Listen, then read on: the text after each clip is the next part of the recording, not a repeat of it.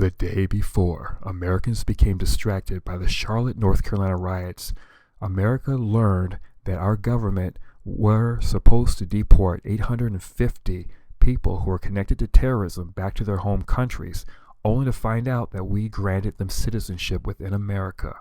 This is the report. Breaking news today, Jenna, is about a report by the Internal Inspector General of the Department of Homeland Security, just out, in which it says some 858 people who were set to be deported, immigrants set to be deported from what they call special interest countries. These are countries that are of concern for national security to the United States.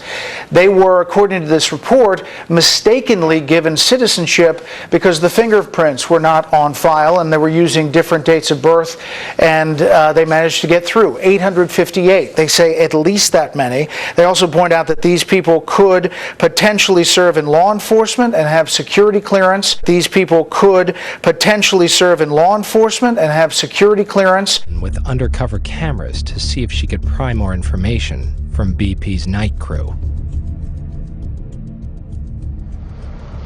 Morning. Good morning. Do you have a badge? No, I'm actually just wondering what's going on here. Oh, it's for BP, like the oil spill. Is there any way that I could talk to any of the people that are out there working? Like, there's people out here, but they're all scattered all over the place. There's no one really to talk to, like any like supervisor. No one gives a shit here. Like everybody just get out to get paid. They're like hoping for more oil to come out and more people to complain, so they'll have the jobs.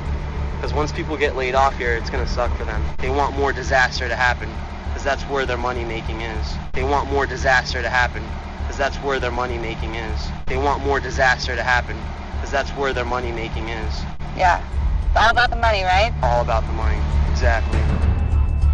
The crazed gunman who carried out the Orlando massacre was born in Flushing, New York, to Afghan refugees. He wanted to become a cop and posted photos of himself in NYPD t-shirts, but he had no actual link to the NYPD. He worked as a security guard at a Florida courthouse and at the front security gate at the upscale PGA Village gated community outside Orlando. A former co-worker says he talked about hating gays and other minorities. He also had a lot of hatred for people, black people, women, Hispanics, nor did he like gay or lesbian people. The shooter's father, Sadiq Mateen, is host of a bizarre YouTube show aimed at his native country, where he claims to be running for president. He has expressed support for the Taliban. He has expressed support for the Taliban. He has expressed support for the Taliban. He told NBC he visited his son hours before the massacre. You saw your son just hours before he went on this rampage. Exactly. You said he was one person, and this person who did this murderous rampage was another person. 2 o'clock, he became another person. What's the father of the man responsible for the Orlando massacre doing at a Hillary Clinton rally? There he is tonight in Kissimmee, just 30 minutes from the Pulse nightclub. News Channel 5's Tori Dunnan and photographer Con Paula spotted him in the crowd. Tori joins us now with what he had to say after Secretary Clinton's speech. Tori?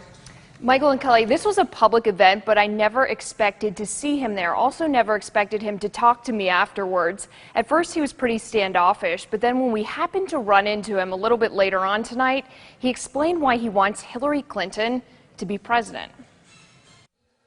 Of the brave police officers who rushed into the Pulse nightclub massacre to save lives. Hillary Clinton speaking to a crowd in Kissimmee, just south of Orlando. Supposed to be talking jobs, but started off paying tribute to those affected by the Pulse nightclub shooting. And I know how many people, family members, loved ones, and friends are still grieving. Notice the man right behind Secretary Clinton with the mustache and wearing a red hat.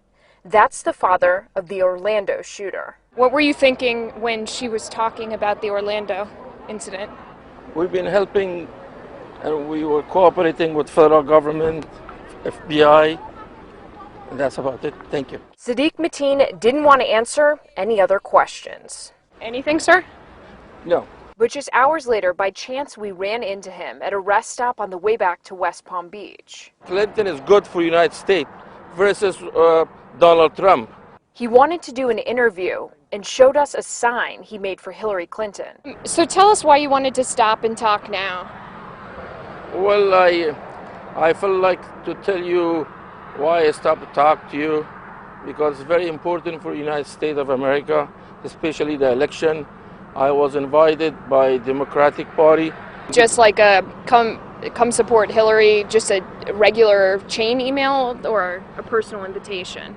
So it came out, I'm a member, so as a member I get the invitation, so it's nothing particular about it. What went into your decision about going to this event right near Orlando where this Pulse nightclub shooting happened? I wish because I spoke a lot about that, and I wish that my son joined the army.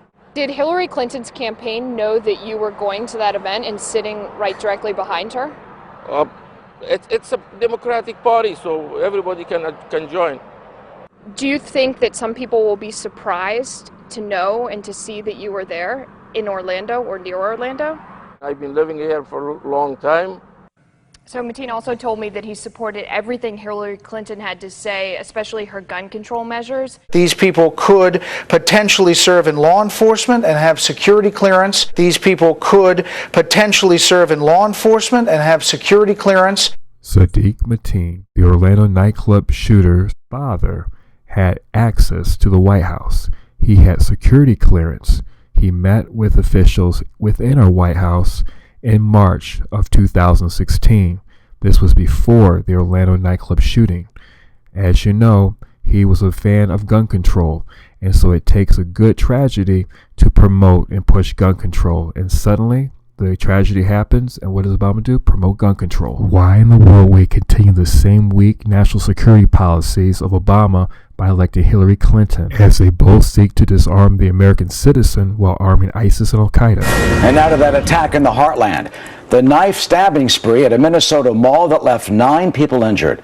That suspected attacker, who witnesses said was asking at least one victim if he was Muslim, went on a bloody stabbing rampage at the Crossroads Mall in St. Cloud, Minnesota, before he was shot and killed by an off-duty police officer. This is ISIS-related media calling that suspect Tahir Adan, a soldier of the Islamic State. Senior correspondent Mike Tobin live in St. Cloud with the very latest on that suspect. Hi, Mike. Hi, Erica. There are plenty of reasons to think this attacker is linked to violent Islamic radicals, but authorities have yet to make a solid connection. In fact, the Minnesota Bureau of Criminal Apprehension has yet to make a positive ID on the body. However, the family of 22-year-old Tahir Adan did identify him as the body in the morgue. He graduated with honors from the local high school. He attended St. Cloud State University. His Facebook page mostly talks about basketball. It had a brief mention of Osama bin Laden. He worked part-time at a security agency. And witnesses say he was wearing a security uniform at the time of the attack. News agencies linked to ISIS claim he was a soldier for the Islamic State, and he was acting on a call for lone wolf attacks. These people could potentially serve in law enforcement and have security clearance. These people could potentially serve in law enforcement and have security clearance. In blunt language, the findings from former FBI Director William Webster say FBI agents missed obvious warning signs that accused Fort Hood gunman Nidal Hassan presented a potential danger. Webster's report concludes individuals who handled the Hassan information made mistakes.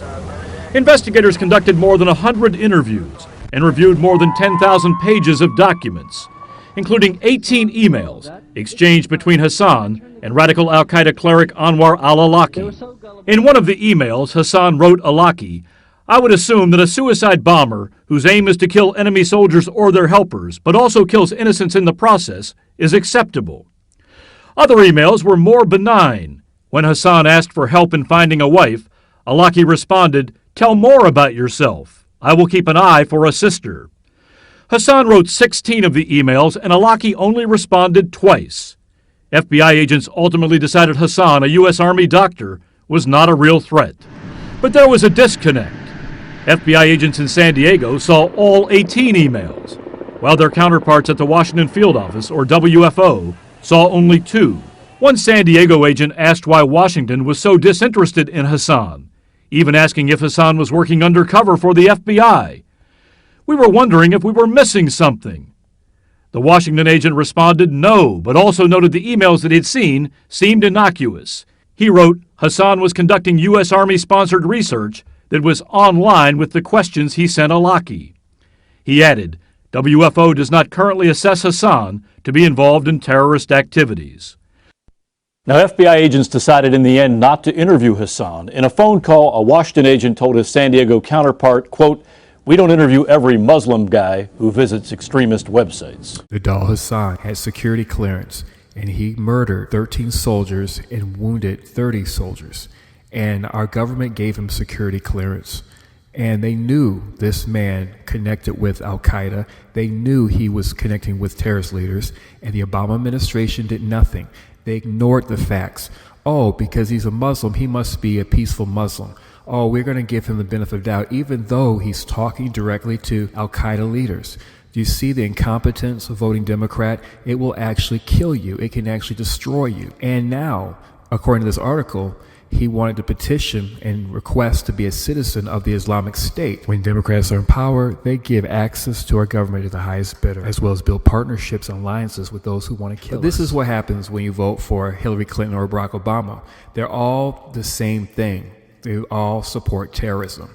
And you need to vote as if your life depended on it. Nidal Hassan was a man who murdered 13 brave Americans. And if you love America, you would never vote for Hillary Clinton. These people could potentially serve in law enforcement and have security clearance, and that there's an ongoing investigation. This fits, Jenna, into what the concern about screening. This is a Fox News alert, a major development in the Boston bombing investigation. We now know that at least 2 American security organizations were tipped off by the Russians about the alleged radicalization of one of the suspects. But no larger alarm bells went off. Each day now seems to bring with it another confusing or conflicting statement from administration officials on some element of this investigation. Chief Intelligence Correspondent Catherine Harridge has tonight's top story. Catherine. A U.S. intelligence official confirms to Fox News that the CIA was contacted by their Russian counterparts in September 2011 and presented with virtually the same information the FBI was given 6 months earlier, that the Russians believed Tamerlan Tsarnaev was a follower of radical Islam and wanted to join an overseas terrorist group. Fox News is told that at the CIA's request, Tamerlan's name, 2 possible dates of birth, and a variant of his name was entered into a government database of known and suspected terrorists. A new intelligence bulletin reviewed by Fox News concludes, based on new forensic analysis, that the Boston bombs most likely relied on components from remote-controlled toy cars for the detonation. The FBI and Homeland Security bulletin to local, state, and federal law enforcement reads in part, quote, each device likely incorporated an electric fusing system using components from remote-controlled toy cars, such as a transmitter and receiver pair, and an electric speed controller used as a switch mechanism. Republican Congressman Mike McCall is regularly briefed on the investigation. This transmitter that was used out of a toy car, that's a very sophisticated pressure cooker bomb that you don't see every day. And so I personally, my judgment is they had training performed by either an individual or individuals who are still at large. The concern about screening. It's great to have you with us here on a Wednesday night, and we begin tonight with chilling new details about that young couple who turned into killers. From the very start, authorities have wanted to know were there other attacks in the works. And now tonight, they have discovered photos on Syed Farouk's cell phone of a high school he visited more than once. They want to know if it was a possible target, and the central question all along, what brought these two together? Now authorities telling us both were committed to terrorism before they even met. And you're about to hear what they discussed online before she was issued that visa to come to America. ABC's chief investigative correspondent Brian Ross and his team on the trail again tonight.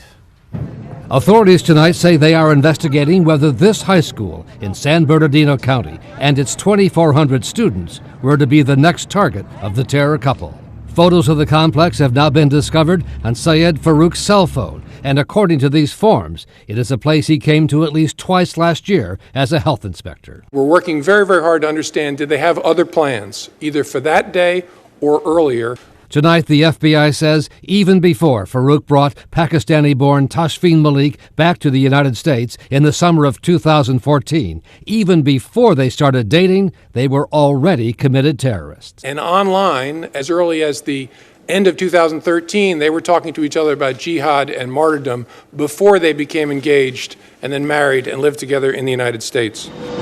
Which also means that whatever U.S. background checks were done for Malik's so-called fiancé visa, they failed to discover that someone espousing jihadist violence was being allowed into the country. The United States government does not normally ask the intelligence community to look at the emails of somebody just because they've applied for a visa. There's just too many of them. An examination of Malik's photos shows her evolution as she went from wearing a loose scarf and makeup at the start of college to a more and more conservative dress. Malik's Facebook account has been taken down, but ABC News was able to recover posts from the profile page of an account authorities believe was hers, showing a picture of a goat and a screen name in the Urdu language meaning a girl with no name. In August 2014, she wrote, "Woe to coconut Muslims," a derisive term for one considered brown on the outside, white on the inside. The FBI director said today his agents are investigating whether terrorist matchmakers are using fiancé visas to get their people into the U.S. Do you agree with me that if it was arranged by a terrorist operative of organization, that is a game changer? It would be a very, very important thing to know. National security and terror expert Bridget Gabriel, also president of Act for America, joins me now. Bridget, what does this mean for the investigation? It sounds like they have somebody there who is giving them inside information on exactly what happened. Exactly, and this shows a pattern here of radicalization, and it makes us realize if he became radicalized 2 years ago, how come he was not on the FBI's radar?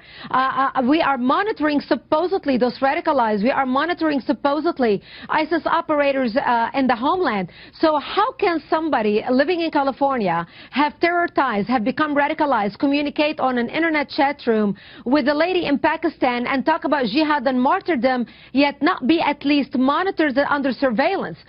This is a teachable moment, so we can see the loopholes we have in our system, so we can close them down and become more effective in protecting our security. Well, Bridget, you make a very good point and raise a very good question. Why didn't we know about them? And how could this go on for months and months and months? Since 2012, this was going on with this family. We knew nothing about it. Now, new reports of FBI agents who are uncovering disturbing items that were inside the car of Farouk's mom, including shooting targets, GoPro packaging, a hammer, and vice scripts. What does this tell you? Are other relatives being scrutinized here? Well, of course we have to look at the other relatives, and especially the mother. I mean, she lived with them in the same house. And you've seen the apartment. We all have seen the apartment. Very small. And in Middle Eastern communities, families are very close. They don't hide secrets from each other. They share money. They share bank accounts. There are no secrets in small Middle Eastern families. It's a very tight culture. So the mother knew something. And also we have to understand their background. Remember, in the Islamic world, and especially in the Palestinians have perfected this, where mothers became very proud and very honored when their sons become suicide bombers or martyrs. Actually, in the Palestinian territories, mothers used to record or be in the video of their son, his last video before he blows himself up. As a matter of fact, one of the first elected officials in the Hamas government was a mother whose son blew himself up. She was in the video with him before he died, and she became a hero. I mean, they called her the mother of the resistance, and that's what she won. So if the family knew about this, I want you to hear what the family attorney said about the mom, the mother, at last Friday's presser. Listen to this. Stayed to herself. I think she stayed upstairs, and so she would have been separate and not really known much about what was taking place in the rest of the house.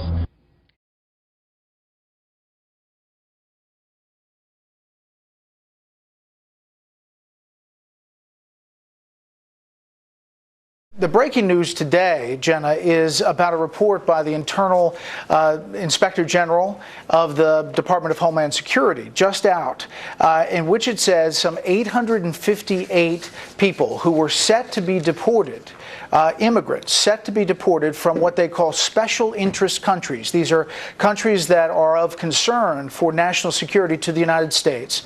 They were, according to this report, mistakenly given citizenship because the fingerprints were not on file and they were using different dates of birth, and they managed to get through 858. They say at least that many. Never before seen video of the Boston Marathon attack at the moment that the bomb goes off. In one video shown for the first time in court today during Jahar Tsarnaev's trial, Tsarnaev appears to be seen. He's circled there. You can see him on your screen. He's watching the marathon. The first blast goes off. The crowd turns to look, and Tsarnaev walks away, and the second blast detonates. Deb Farrick is out front for us in Boston. Nearly 4 hours after the race began, the Tsarnaev brothers rounded the corner together onto the marathon route. Tamerlan in the lead, the younger Jahar keeping pace. Then the two split up, Tamerlan heading to the finish line.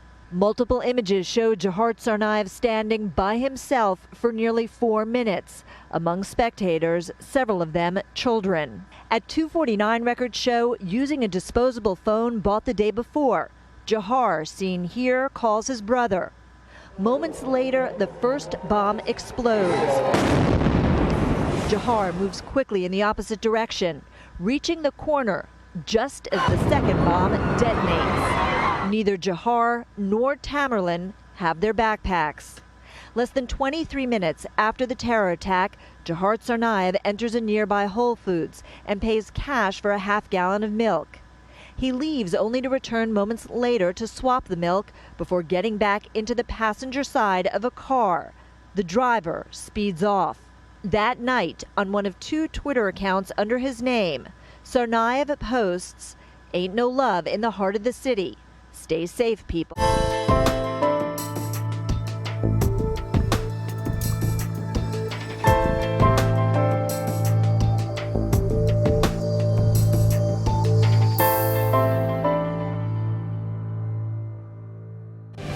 And welcome to Hannity. Breaking news tonight about the facts of the Boston bombers. It's getting scarier by the minute, and the reality that the older of the two brothers exhibited many signs of radicalization is now becoming more evident.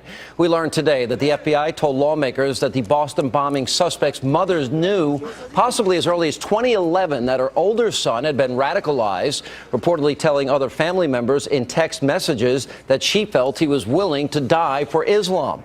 Now, we're also learning that Jahar, the younger brother, told the FBI during questioning that his older brother was, in fact, the mastermind of the plot and that he was only recently recruited to help him carry out this plan. Brigitte, I go to this fact. We learned the FBI purged the training manuals for their agents to remove any references to radical jihadists.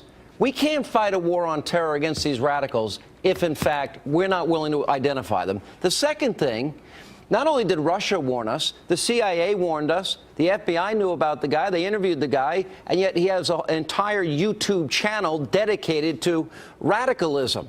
There's something wrong. We have an unwillingness in this country to identify radical Islamic jihad, and it starts with the president. You are in a Muslim country. Why is there this fear to identify radicals for who they are? There's a huge fear. And by the way, I was in a Christian country which was taken over by Muslims. It's not fear, it's willful blindness. And that goes from the top down, starting with President Obama, who as soon as he became president, he changed the threat assessment plan to purge out and take out any language related to radical Islam, Islamic jihadism, Islamic terrorism. And what that led to, Sean, is the blind leading the blind, because our new agents at the FBI, who are not trained to identify the ideology that is driving the jihadists to commit terrorist attacks like this. So now our agents who are supposed to protect us do not really know what they're looking for. They're running in circles. They are politically correct. They are afraid to say anything, those who get it, lest they are afraid to be fired and discharged without honor from their service. And that's why it's costing our country not only lives, but we have become the mockery of the Islamic world who laughs at us because our enemy knows we are blind and we are choosing our blindness and burying our head in the sand. I think I can't say it any better. Radical Islamic groups, they want to wipe Israel off the map. They are anti-Semitic, they are anti-American, and they are clear in their goal. They want a worldwide caliphate, and they're willing to sacrifice their own children and present a false reward of 72 virgins, Brigitte. Yes, they are. And we are seeing the rise of radicals here within our own country, Sean. In the last 4 years since President Obama became president, we have arrested on American soil 226 homegrown terrorists. 186 of them are Muslims. We have a problem in this country when a faith-based group that accounts for less than 2% of the American population is responsible for over 80% of terrorist attacks or plots against the United States. That's a problem. Well, Brigitte, and by the way, do we have to consider? But do we then have to consider that if somebody grows up under Sharia law, that maybe they have been indoctrinated into values that are so contrary to American values that maybe they're not a good fit to come into this country? Maybe, especially in the treatment of women, the belief in Sharia law as implemented in a lot of these countries. People who were set to be deported, immigrants set to be deported from what they call special interest countries. These are countries that are of concern for national security to the United States. They were, according to this report, mistakenly given citizenship because the fingerprints were not on file and they were using different dates of birth, and they managed to get through. 858. They say at least that many. They also point out that these people could potentially serve in law enforcement and have security clearance, and that there's an ongoing investigation. This fits, Jenna, into what the concern about screening immigrants coming into the country, let alone Syrian refugees, but this is an internal DHS report in this administration. Right, we're going to have to go. I only have about 30 seconds here, but just to underscore that point, these were people that were set to be deported, right? These were not just, we lost track of them. We as a government wanted to deport these individuals that were granted citizenship. They had final deportation orders, and yet they were granted citizenship, naturalized citizens. And, you know, it just fits in with the news. We don't know the background of this guy in New York, but he is a naturalized citizen from Afghanistan.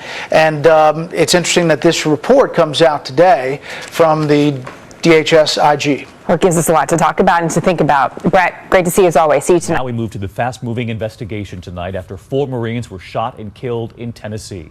This image, the massive police response, 2 separate locations, and 24 hours later, our team tonight with new information on the suspect, the 24-year-old who grew up in Tennessee, a star athlete and engineer.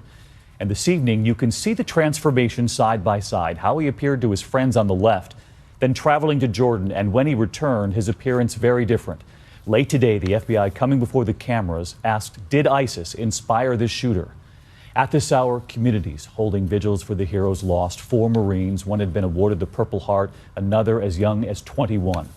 We begin tonight with ABC's chief investigative correspondent Brian Ross on the search right now of that suspect's computers and his cell phone. Mohammed Abdulaziz grew up on a quiet street in a small Tennessee town. But tonight, officials are awaiting the readout of computers and cell phones seized at his home here to determine whether the young man neighbors thought was an all-American kid, a high school sports star, had fallen under the sway of ISIS. My judgment, in my experience, is that this was an ISIS-inspired attack. The FBI says there's no proof of that yet, but that a 7-month stay in Jordan last year by Abdulaziz could have been a turning point. We are exploring all possibilities to include any contacts overseas. Abdulaziz was born in Kuwait, but he and his family have lived in the U.S. since 1992. Officials say his father, a city engineer, was briefly put on a terror watch list 10 years ago before being cleared. His father, a city engineer, was briefly put on a terror watch list 10 years ago before being cleared. He was employed as an electrical engineer after graduating from the University of Tennessee at Chattanooga, his mother posting this graduation photo on Facebook. So it is with disbelief that they learned that the friend they knew as a jokester and a jock, seen here in this YouTube video, is accused of killing 4 Marines and wounding 3 others in a shooting spree at 2 military installations yesterday. We're all pretty shocked. Authorities now wondering what changed as investigators are searching for clues about what motivated Abdulaziz to act. A key question, was it ISIS-inspired? His communication devices are being, they're on an airplane going to Washington, where they will be combed over very closely. We'll know a lot more in probably the next 12 hours. Abdulaziz was born in Kuwait but came to the U.S. when he was a toddler, and it was in a 6th grade classroom that he saw the attacks on the World Trade Center. Listen to what he says about anyone who tries to warn you about what's going on in clip 9. That's our tradition. It's not Democratic or Republican. It is the American tradition, and we forget that sometimes because we're so caught up in our day-to-day politics. And we listen to a bunch of hooey on TV or talk radio that doesn't really tell the truth about what's going on. You hear him lying? The stand-up comedian? Someone only Bill Maher could believe? A stoner on Sunset Boulevard would believe this crap? A bunch of hooey that you hear on television and talk radio? Talk radio? Why don't you just ban the press and get it over with? Just ban the press. Ban anyone who doesn't lick your boots. You monster, you. You American-hating monster, you. Domestic violence, huh? This sneak in the White House has everything to hide. So let's go right to the facts and the hooey, as the president calls it. Here's some hooey for you today on the Savage Nation. Here's some hooey from Talk Radio. Here's some of the hooey. Here's his loser, Susan Rice, disclosing a part of the deal that should make your hair stand up. I'll let her speak and then I will comment in clip 7. The IAEA, which is a highly respected international organization, will field an international team of inspectors, and those inspectors will, in all likelihood, come from IAEA member states, most of whom have diplomatic relations with Iran. We, of course, are a rare exception. No Americans will be part of the IAEA inspection team. They're not going to be independent Americans. Did you hear what she just said? Obama signed a deal with Iran, a treaty in essence, permitting them to develop a nuclear weapon, and we are not even part of the inspection team. Instead, it's the Muslim nations that are Iran's friends that will inspect the facilities. If this is not treason, ladies and gentlemen of the Savage Nation, tell me what is. I'll calm it down. I'll slow her down. Because this truck's running too fast down Highway 80. This truck is just about to race out of control over a cliff if I don't control myself. I'll slow her down. I'd like to know if you believe that that's treasonous. He signs a deal with the terrorist state of Iran, which has killed many of our troops, which funds proxy armies around the world, which has planted terrorists in the United States of America in the form of Hezbollah. And in this treaty, we learned today in that little speech by Susan Rice that we have no inspectors that will be permitted in Iran. Now we have the shooting today on these 2 recruiting bases in Tennessee. Now you ask yourself why the Marines were shot down like sheep. You want to hear the answer? Because they were disarmed. Did you know that your troops are disarmed on military bases across America? Do you know who disarmed them? This is unheard of, but it's been going on since President Bill Clinton. The Democrats took away the weapons of all of our armed service members on base, which is how the Fort Hood massacre occurred when the Muslim major, Nidal Hassan, who has still not been executed. Nidal Hassan is enjoying a fat cell with halal meals and psychiatric care, dental care, medical care, every kind of care in the world. And Nidal Hassan hasn't been executed. Why not? Timothy McVeigh was executed within 2 years of this horrible crime in Oklahoma City. How is that possible? Why is Obama keeping the Muslim major who committed the Fort Hood massacre alive? Why has he not been executed for that crime? Ask yourself the question, and unless you're Robert De Niro, you'll get the answer. Unless you're one of the brainwashed, psychopathic liberals for whom the bell will never toll. The bell will never toll. The bell will never ring in their head. Their brains are stuffed with straw. They are the straw men of our time. T.S. Eliot wrote about the straw man. They are the straw men. Hollywood, the news media, the straw men of our time. The bell cannot ring in their head. No bell can ever go off in their head. They can never put 2 and 2 together. It's not Democratic or Republican. It is the American tradition, and we forget that sometimes because we're so caught up in our day-to-day politics. And we listen to a bunch of hooey on TV or talk radio that doesn't really tell the truth about what's going on. Yeah, it doesn't really tell the truth like you, huh, you two-faced, double-talking liar, you. Doesn't really tell the truth. You wouldn't know the truth if it fell on your shoe. Truth. He just gave a big speech now about the shooting. Didn't mention the shooter's name. Didn't mention the religion. Didn't mention Islam. Didn't mention Ramadan. Nothing. Didn't mention the name Mohammed Yusuf Abdulaziz. Nothing. Nothing. Just our prayers are with the families. Surprised he didn't call it workplace violence. Surprised he didn't say, well, the shooter was driving an American car. A Mustang at that. And therefore, it's definitely domestic terrorism. It's sickening. The whole thing, there's only so much you can take of it. We have the speech recorded. You want to try it? I don't know if I can blow it. I can handle it without blowing it. I don't know. I can't listen to him anymore. I don't know. Maybe I've been at this business. I can't listen to this man. Every time this liar speaks, I blow up. I can't take him anymore. He's destroying the country from within at a pace that you could never believe. Now, let's listen to him now about the workplace shooting in Chattanooga. Go ahead, play it. Let's listen. I just received a briefing from FBI Director Comey as well as my White House team that's about the tragic shooting that took place in Chattanooga today. And we know more about it than he does. We don't know yet all the details. We know. What do you mean we don't know the details? A Muslim opened up and killed unarmed soldiers. What's the details, you schmendrick? We've identified a name. Oh, a name. What's his name? Timothy McVeigh? Investigation is taking place. Now I've had enough. That's it. I can't take it. There's going to be a full investigation. That's full investigation. Oh, we have a name. What's his name, President Obama? We don't know his name. We're going to have a full investigation. What do you need to inspect? What do you need to investigate? What's there to investigate? Your Department of Homeland Security failed because you have a moron running it. A guy can't even spell his own name. Asked him about the shooting in San Francisco. Didn't know the woman's name. Ask him about Chattanooga. See if Jed Johnson can spell Chattanooga. Give it to him on the spot. Excuse me, Mr. Johnson. Can you spell Chattanooga for us? We're doing a minor intelligence test. Failure. That's all. So here we are. Now, again, I have to make another point that many of you out there don't know. Why were our Marines unarmed at the recruiting centers? Why were our soldiers unarmed at Fort Hood, where 13 were executed in cold blood by Muslim Major Nidal Hassan and about 56 shot in cold blood? Why was he not shot dead?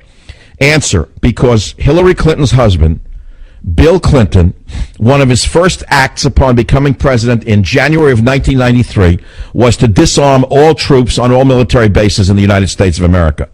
Why did they disarm all troops on all military bases in the United States of America and make them sitting ducks? I'll let you figure out why Bill and Hillary Clinton did this. You don't remember the early days of the Clintons? What they called the FBI agents? How the daughter treated them like waiters and insulted them? You forgot all those days. Well, I've been around long enough to remember everything that they did, that we know of, by the way. And now they're back. 8 years wasn't enough. Here it comes again. The horror is back. It's like Here Comes Freddy. Just when you thought the horror show was over, here comes Freddy's wife. 8 years of the horror of Bill Clinton. Now here comes Freddy's wife. Chattanooga gunman was born in Kuwait. What does that mean, born in Kuwait? I'll tell you a little bit more about it. He was naturalized through the very difficult citizenship process that the United States puts immigrants through. Oh, it's a very difficult process. You have to swear on your holy book that you hate America and will do everything you can to undermine it. That's the new citizenship test. Do you swear upon your holy book that you will do everything you can to undermine the United States of America? Yes. Next.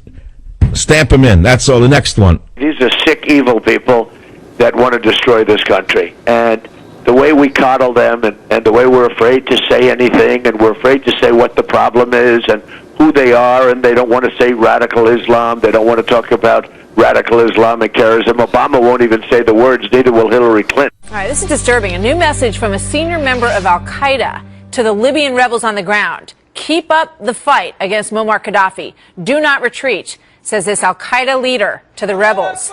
So how much do we really know about these rebels, and could they actually become a bigger threat than Gaddafi himself? These are the questions when you start getting these situations mixed up on the ground. Mike Baker's here, former CIA covert operations officer, to help us sort this all out. That's disturbing. Obviously, no matter what you say in this thing, we're on the side of these rebels. I mean, that's become pretty clear, right? Absolutely. And now, so Al-Qaeda and we're on the same side, I guess, in this. Well, when you talk about whether this thing was ill-conceived or rushed into or not, this is one of the big questions, obviously. Who is the opposition that we're supporting? Right. And make no mistake, there's a big question mark there. What we do know is we know there's a lot of speculation about who makes up the opposition. So that could be indicative of the fact that we just don't have any hard intelligence about it. We know for a fact that Al-Qaeda has been active in the eastern part of Libya for years, and they viewed Benghazi and other parts of eastern Libya as a very fertile recruiting ground.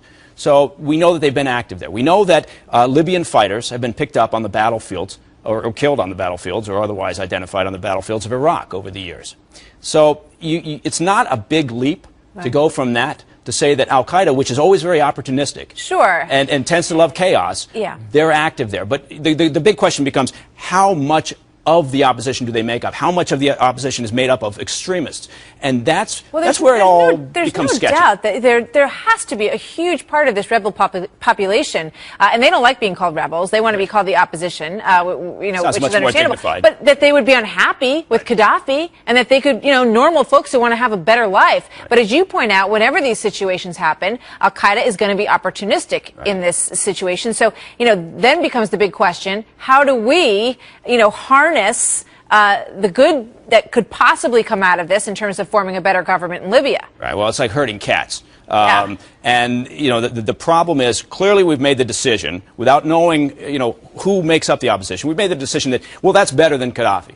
Because by virtue of what we're doing, we're saying, we don't know necessarily who they are, but they got to be better than Gaddafi. He's protected us against Al-Qaeda in that region, right? He was sort of the bad guy that was better than the other bad guy. This is where it all gets so bizarre, is that for the past 7 years, ever since 2004, basically, he has been our guy. He has been an ally of ours. And now we're all in this muddled mess trying to say, well, but he's a terrorist. Well, the past 7 years, he's been an ally. So how do we reconcile all of this? I mean, those are different issues. But the question that you're asking, who is it that we're supporting?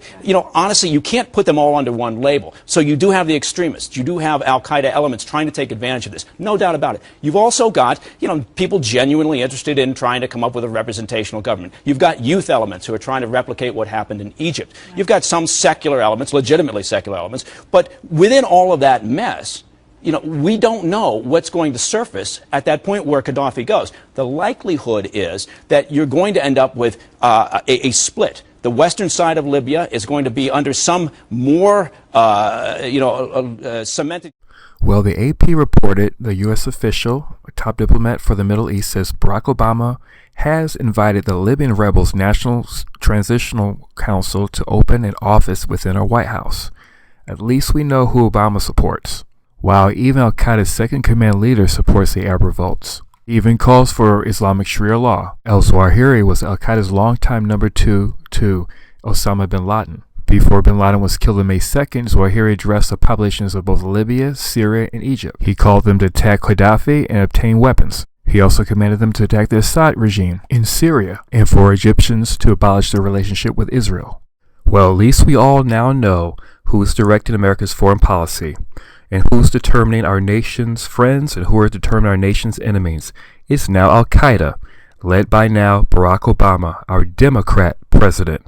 All Democrat leaders and Democrat politicians have a long history of partnering with America's enemies in terrorism. This is Jimmy Carter, one of America's failed presidents, and he's at a conference telling everyone in America that we must all bow the knee to Allah to bring peace and justice for all. Since Democrats don't have any moral compass to fight for what is right, they have no problem sacrificing innocent American lives and freedom by partnering with Islamic extremists and their agenda to bring global Sharia law, even though it means the end of our U.S. Constitution and our freedom of religion and freedom of speech.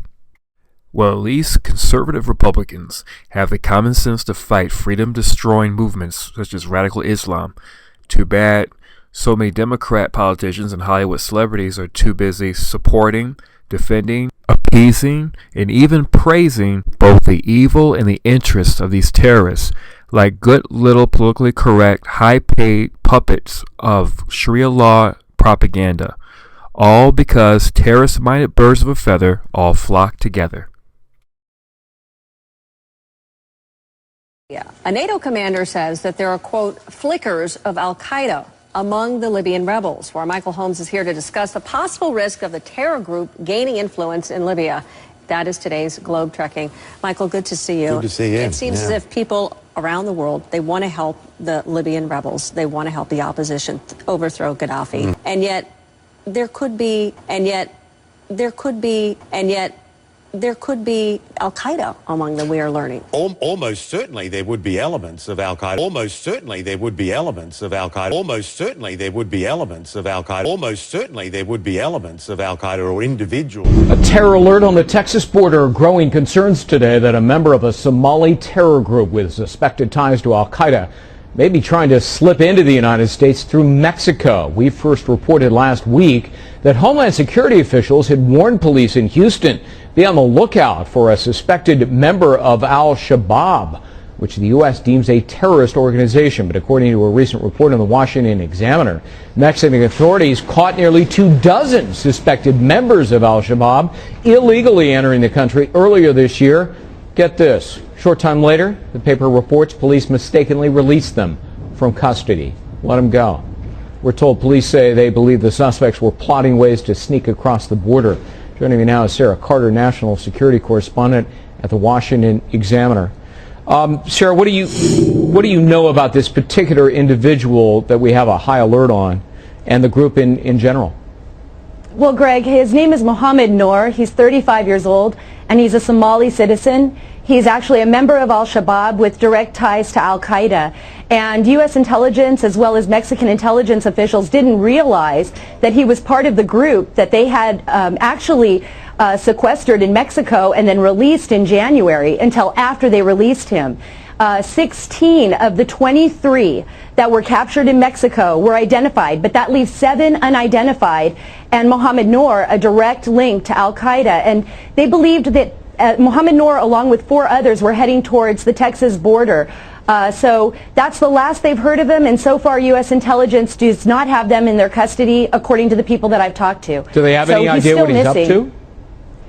Well, you know, that part is remaining sensitive. They do believe that he entered Mexico with the direct and most imminent idea of coming into the United States under some type of mission for Al-Shabaab. But nobody knows if it was meant for recruitment or if he was crossing the border to go through with an attack. So right now, it's up in the air. What I do know is that U.S. intelligence is looking for him, actively looking for him. And remember, a lot of these guys enter Yemen first. And right now we're seeing 700,000 Somalis in Yemen actively being recruited by Al-Qaeda, some of them with direct links to Al-Shabaab even before they enter Yemen. And then once they leave Yemen, they flee to the UAE, they flee to Latin America. And so this is what we're seeing now, you know, and they're using the southern border as a means of entry into the United States. Well, you know, how in the world could the Mexican government let these guys go mistakenly, which invites the question, how much help are we really getting from the government there? Well, see, and that's the issue. I mean, I know that there's a lot of serious concern. I mean, when Mexico released these men, the U.S. became privy to it. When they asked to see the identification of the men that they did have in custody, the ones that they were able to identify, that's when the United States realized, U.S. intelligence realized, that one of the men that they released was directly connected to Al-Qaeda. And see, this is the serious problem that we're facing. These are the loopholes that put us potentially in serious risk. I mean, it is a national security failure, so this is something that I believe the U.S. and Mexico are working on now. But it's a little too late, some people say. Well, the Mexican president seems to be preoccupied with Arizona's law and denouncing it instead of securing his own border. Is that a fair assessment? Let me tell you, I was just on the phone today with several people, Mexican officials, who said the exact same thing. They're very concerned that the Mexican president isn't focused enough on what is going on in Mexico and is paying too much attention to state laws like Arizona. Instead of asking for the help that they believe they really need, the Mexican president is focused on the Arizona law. And look, you know, that both the U.S. and Mexican intelligence officials, those that are working on the ground, who understand this problem, believe that the border is a potential security risk. They also know that the Mexican border with Guatemala is a potential security risk. So, yeah, unfortunately, my conversations today with folks in Mexico was directly related to that, and they said, yes, this is a potential problem for both countries. Yeah. I think we're going to send the Mexican president a copy of that law, which is actually a lot lighter than his harsh laws in Mexico on immigration. Sarah Carter, national security correspondent, Washington Examiner. Thanks for the update.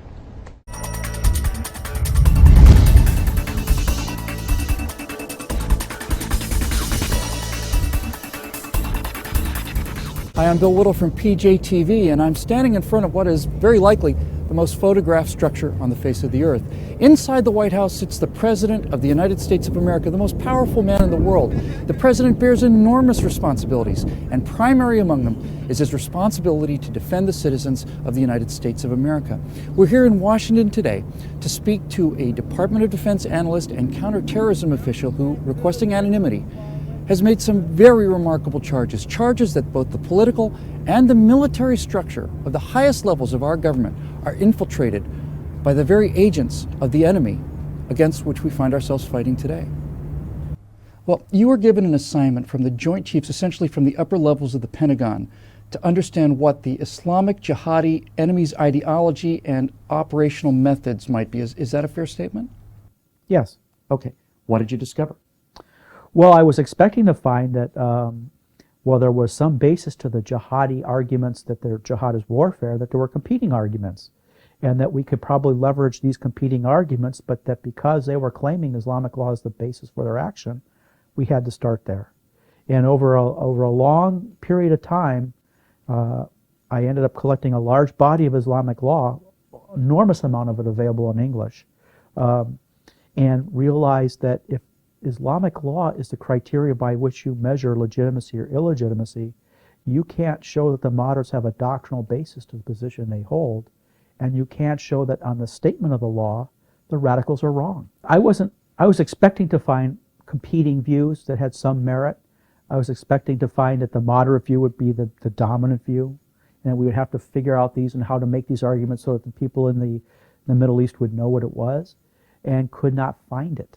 Now, I could find that you're not allowed to fight a jihad you can't win, and that's a limiting factor.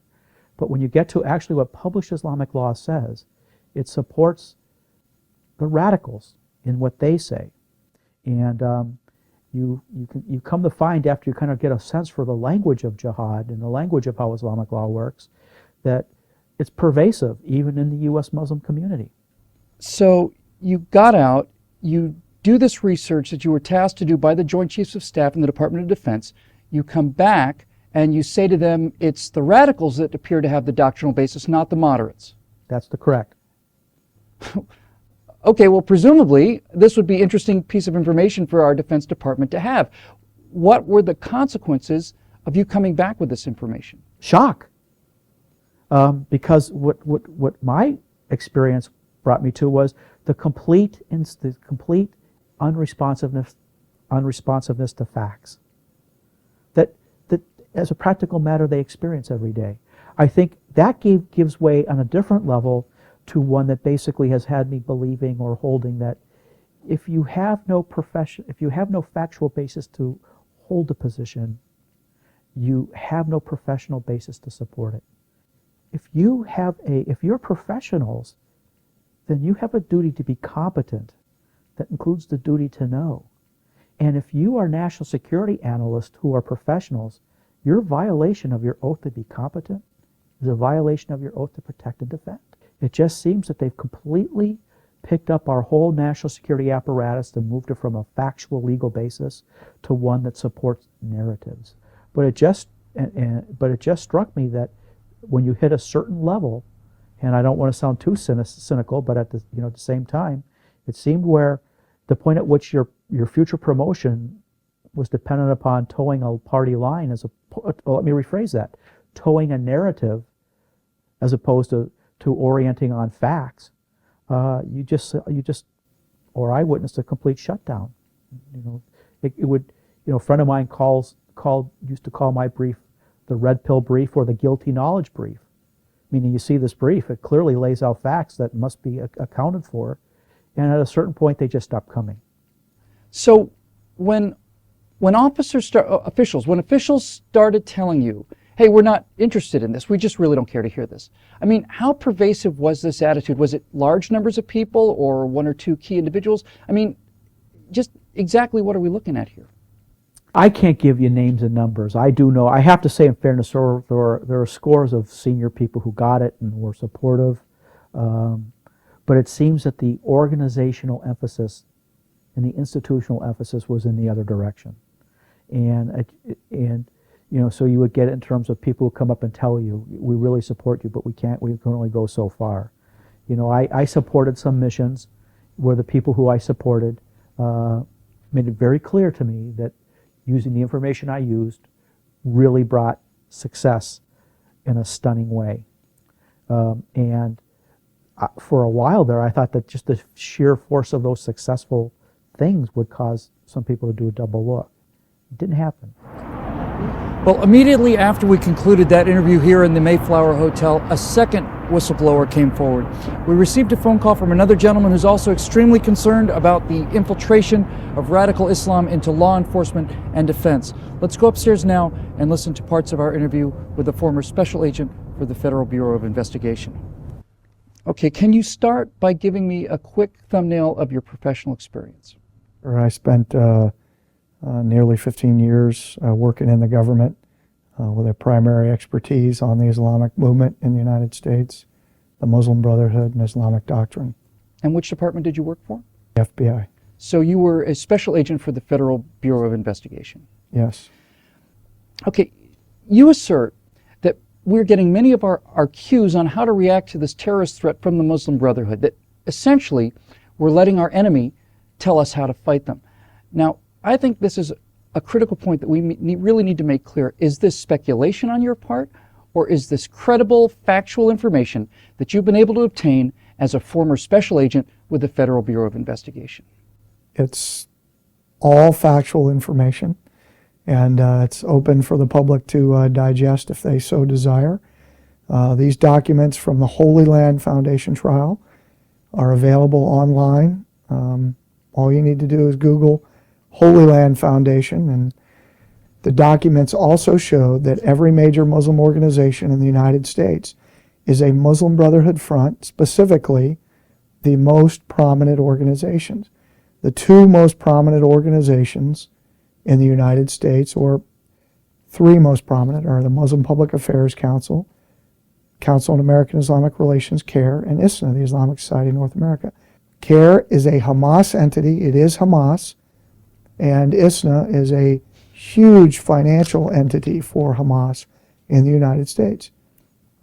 And CAIR and ISNA are the two groups that the U.S. government, including the FBI, DOD, State Department, DHS, look to and utilize to do their outreach with the Muslim community in America. Can you tell us how these radical Islamic organizations interface directly with the federal government in terms of the Defense Department, in terms of the Federal Bureau of Investigation, local law enforcement? How exactly do these radical Muslim groups use their connections to suppress the defenses of the United States against these type of activities? That's a great question. At the national level, with the FBI and DHS, they actually are invited in by General Counsel's Office of the FBI and DHS to sit in on brainstorming about investigative techniques that FBI agents are using in the field. I have to stop you because, frankly, that sounds so absurd that I have to really make sure I'm understanding you correctly. Are you saying that the radicalized Muslim groups are invited in to learn our investigative techniques, that they are invited in to get their feedback on how we are going to fight against them? Is that what I understood you to say? Yes. So, for instance, in the FBI, the General Counsel of the FBI, Valerie Caproni, invited these Muslim organizations, as well as the ACLU and other groups in, to make sure that the investigative techniques and the Attorney General guidelines and the way the FBI was going to implement the Attorney General guidelines was okay and not offensive to these organizations. As an investigator, and certainly speaking for many others that I know, that's nothing short of outrageous. If you can imagine any group, whether it's the La Cosa Nostra, the mafia, or any kind of organized crime syndicate, which certainly the Muslim Brotherhood could loosely fall into that category. Certainly it's much, much more significant than the mafia was, but to invite them in to make sure that our investigative techniques aren't offensive to John Gotti, that's absurd on the face of it, but that's exactly what we're doing. Sure, because you're revealing in great detail exactly what your investigative and interrogation techniques are, right? I mean, in a meeting like that, you're giving away the farm essentially in terms of how you're going to be operating in order to make sure that their feelings don't get hurt. And then you're essentially giving the enemy all of the details about how you plan to operate against them, right? Certainly a significant strategic look at how we're doing things, yes, as well as some specific techniques. Well, you'd mentioned earlier that there's no training, that people ranging from upper-level administrators in the FBI down to some local sheriff's deputy in some county out in the middle of Arizona, someplace, local law enforcement. You mentioned that there's no training for these people whatsoever in terms of the real nature of the threat. Why is that? Well, again, I think there are a lot of pieces to that, but number one is when the people advising the assistant directors, the special agents in charge in the FBI, the assistant secretaries, and the Department of Homeland Security, et cetera, when those are Muslim brothers, you're not going to get training that discusses Islamic doctrine and who the Muslim Brotherhood is, their history and their influence, and their penetration operations here in the United States. And to boot, the people who are training the FBI are groups like CARE, which is a Hamas entity and an unindicted co-conspirator in the largest terrorism financing trial in the history of the United States. I have to stop you again because this is virtually impossible for me to process. You're saying that the training that our counterterrorism forces get is determined by radical Islamic groups like the Muslim Brotherhood? No, I'm not saying it's determined. It's given by them. They have been in our FBI field offices. They've been in our FBI headquarters teaching and training our agents and our employees. Is this not too dissimilar to saying that that the people who were determining the landing zones for the D-Day invasion of Germany were Nazi SS officials giving out information on gun emplacements and where the best places to come ashore are? Is it not too far-fetched to say that? It's not a bad analogy. And then when the plans are finalized and all of the operational details are locked and it's sealed and up in a little envelope, and then it's handed over to the Gestapo, and hopefully they won't do anything mean with the information. Right. I think that as an average American citizen listening to this information, my first response would be, how on God's green earth did this happen? How did this get this far? This has happened because the Muslim Brotherhood has a long-term strategy. They are well organized with hundreds of front groups that support their public relations, their research arms.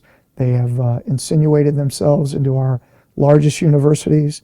They have Muslim Students Associations, which is the first Muslim Brotherhood group that formed in the United States in 1963. MSA is on every major college campus in the United States, recruiting people to the Brotherhood in our own campuses. So even something as innocuous as a Muslim Student Association at any American university campus, you can categorically connect those campus groups to the most virulent, radical, anti-American organizations like the Muslim Brotherhood? I can say that that's 100% legally, factually true. The evidence entered into the Holy Land Foundation trial demonstrated that the Muslim Students Association was the first Muslim Brotherhood entity in the United States, formed in 1963 for the sole purpose of being and establishing the Muslim Brotherhood here. And it continues today to be a Muslim Brotherhood entity that has expanded and recruits and students on campuses in the United States.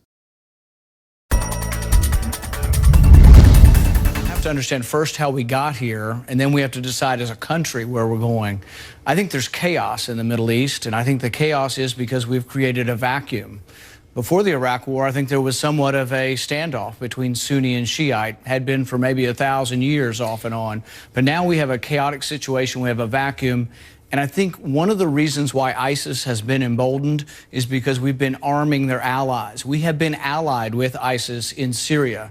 They have had a safe haven because we have been arming the rebels to keep Assad away from them, and now they go back and forth. The reason why we care is because we cannot allow a safe haven to develop there that can be used to carry out attacks that can kill Americans, including here in our homeland. Well, do you know where the safe haven is?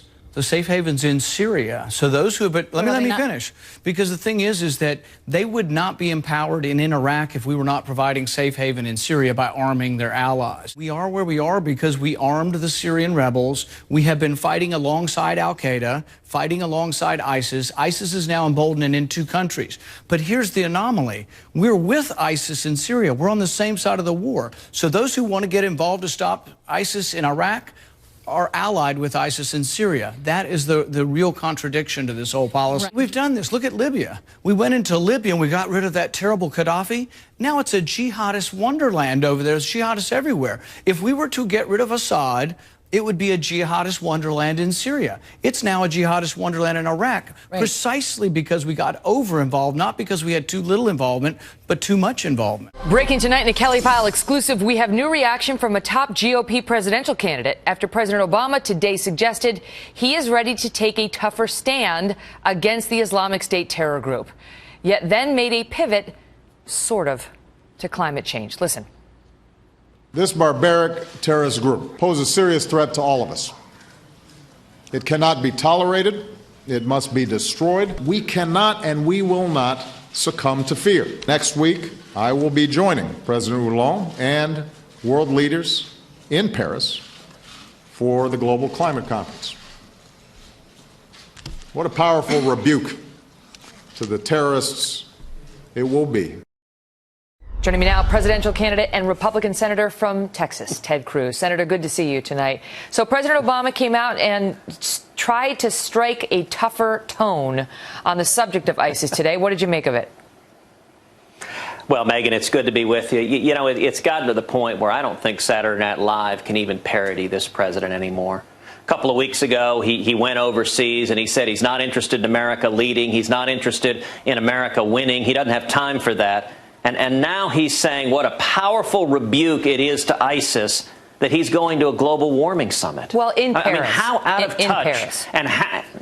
And yes, but his focus, listen, President Obama and John Kerry have both said that they think essentially your SUV in the driveway is a greater threat to our security than is ISIS, than is a nuclear Iran. And it makes no sense whatsoever. You know what would be a real rebuke to ISIS? When we kill the terrorist before they carry out another terror attack here at home, murdering innocent Americans. When you listen to him, he said today this is a barbarous group, that they're a serious threat, that they must be destroyed. Do you think this was in reaction to the criticism he received over his initial reaction to the Paris attacks, or do you take him at his word on what he said today? Well, look, he's finally using the adjectives for ISIS that he usually reserves for Republicans and for conservatives. So I guess that's a step in the right direction. But at the end of the day, he still refuses to utter the words radical Islamic terrorism. He still has no strategy for defeating ISIS. And he still wants to bring to America tens of thousands of Syrian Muslim refugees, even after his own FBI director admitted this administration cannot vet the refugees to ensure they're not ISIS terrorists. That doesn't make any sense. There have been Islamic terrorist attacks in Minnesota and New York City and in New Jersey. These attacks and many others were made possible because of our extremely open immigration system, which fails to properly vet and screen the individuals or families coming into our country. Got to be careful. Attack after attack, from 9/11 to San Bernardino, we have seen how failures to screen who is entering the United States puts all of our citizens, everyone in this room, at danger. So let me state very, very clearly, immigration security is national security.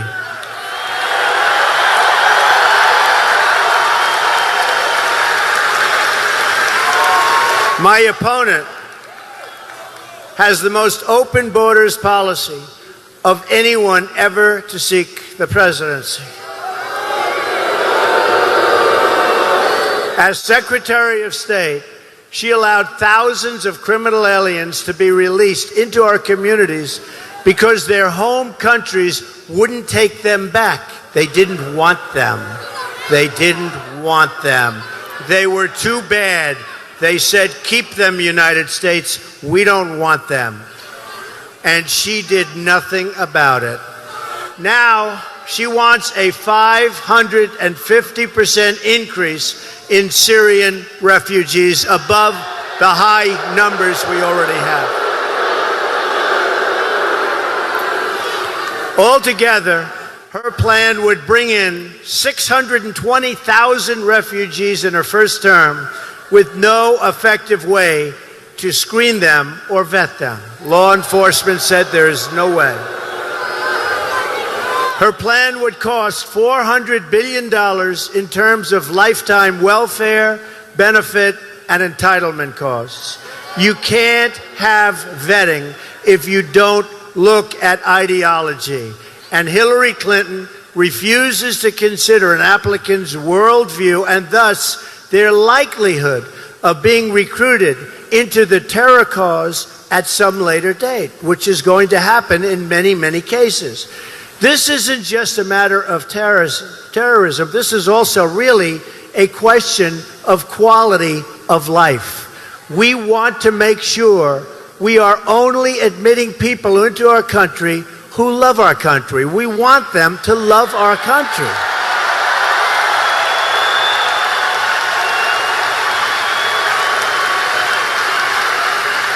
And we want them to love our people. We support immigration that strengthens and uplifts our nation. People who come here, they support our values and they want to uphold our Constitution. My highest duty as president is to protect our citizens and to uphold the Constitution of the United States.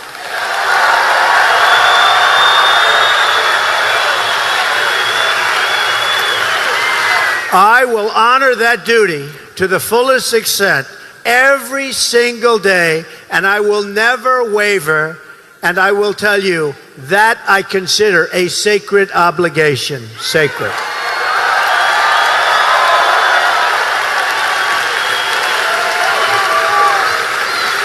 It's just a plain fact that our current immigration system makes no real attempt to determine the views of the people entering.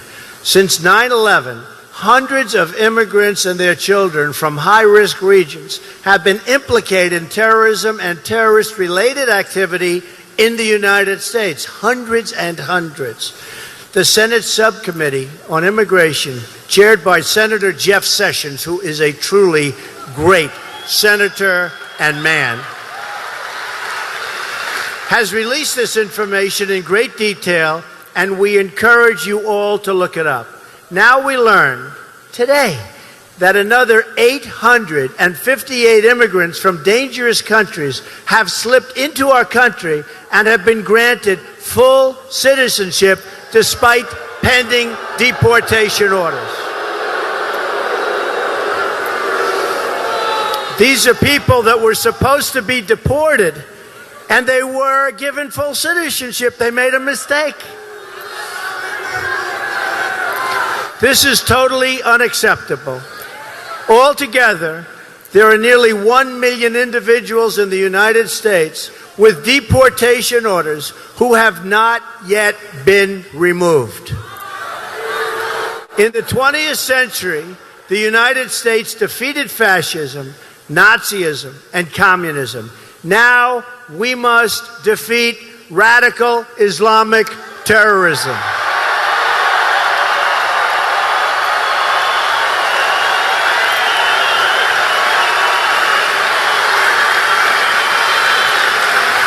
Yet the President of the United States or my opponent, and both, won't even say the words radical Islamic terror.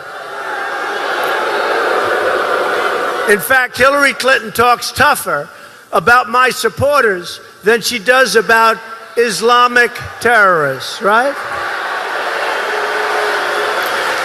She calls the patriotic Americans who support our campaign, many of them cops and soldiers, deplorable and irredeemable, and she means it. Millions and millions of people. Has she ever talked that way about radical Islam? No. Or about those who oppose and murder women and gays overseas? Has Hillary Clinton ever called people who support these practices deplorable and irredeemable? No. In many countries overseas, non-believers face the death penalty. Where is Hillary's condemnation there? There is no condemnation. Let's ask Hillary Clinton, how many people who subscribe to radical Islamic views and support the oppression of non-believers would you call deplorable or irredeemable? Or are those words reserved only for hardworking Americans that truly love our country and they want to make a statement? To hear the words Hillary Clinton uses, one could be forgiven for getting the impression that she thinks these hardworking Americans are somehow a greater threat to our country than Islamic extremists.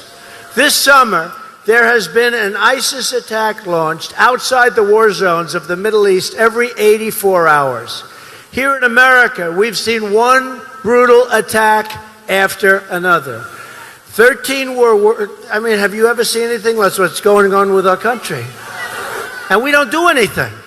13 were murdered and 38 were wounded in the assault on Fort Hood.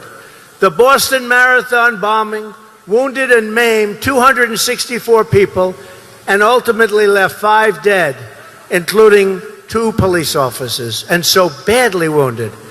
In Chattanooga, Tennessee, 5 unarmed Marines were shot and killed at a military recruiting center.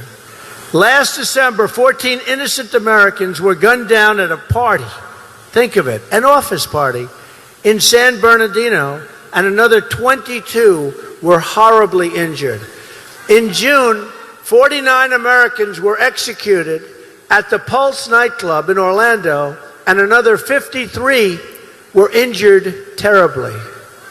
It was the worst mass shooting in our history and the worst attack on the LGBTQ community in our history.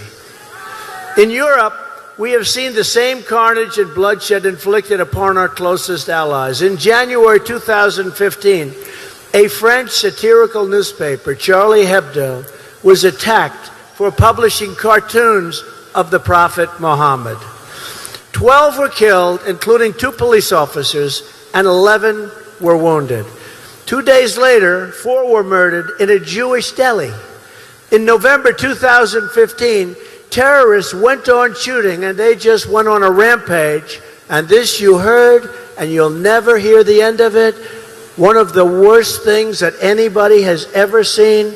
They went on a rampage. They slaughtered 130 people and wounded 368 people, so gravely wounded that many are still in the hospitals. And they'll never be the same. In March of this year, terrorists detonated a bomb in the Brussels airport, killing 32 and injuring 340 people. This July, the south of France, an Islamic terrorist turned his truck into an instrument of mass murder, killing 85 men, women, and children, and wounding 308 people. Among the dead were 2 Americans, a Texas father and his 11-year-old son. Shortly after that, in Germany, a refugee armed with an axe wounded 5 people in a gruesome train attack. Also this summer, an ISIS killer invaded a Christian church in Normandy and forced an 85-year-old priest to his knees and slit his throat right before his congregation. Overseas, ISIS has carried out one unthinkable atrocity after another. Christians driven from their homes and hunted for extermination. ISIS rounding up what it calls the Nation of the Cross in a campaign of genocide, horrible genocide. We cannot let this evil continue. Cannot do it.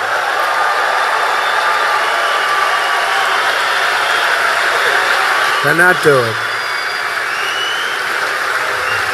Nor can we let the hateful ideology of radical Islam, its oppression of women, gays, children, and non-believers, be allowed to reside or spread within our country. Just can't do it. We will defeat radical Islamic terrorism, just as we have defeated every threat we have faced in every age before. But we will not defeat it with closed eyes or silent voices. Anyone who cannot name our enemy is not fit to lead this country.